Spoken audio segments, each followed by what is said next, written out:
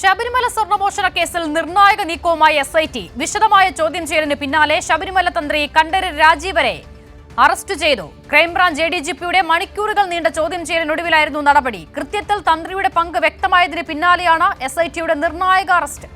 ചെങ്ങന്നൂരിലെ വസതിയിൽ നിന്ന് തിരുവനന്തപുരത്തേക്ക് വിളിച്ചു വരുത്തിയാണ് തന്ത്രി കണ്ഠരര് രാജീവരുടെ അറസ്റ്റ് രേഖപ്പെടുത്തിയത്.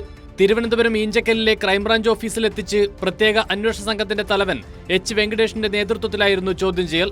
തന്ത്രിക്കെതിരെ കൃത്യമായ തെളിവുകൾ ശേഖരിച്ചതിനു ശേഷമാണ് ചോദ്യം ചെയ്യലിനായി വിളിച്ചു വരുത്തിയത്. മണിക്കൂറുകൾ നീണ്ട ചോദ്യം ചെയ്യലിന് പിന്നാലെ അറസ്റ്റ്. ഉന്നത ഉദ്യോഗസ്ഥരുടെ അനുമതി ലഭിച്ച ശേഷമാണ് അറസ്റ്റ് എന്ന സുപ്രധാന തീരുമാനത്തിലേക്ക് പ്രത്യേക അന്വേഷണ സംഘം എത്തിയത്.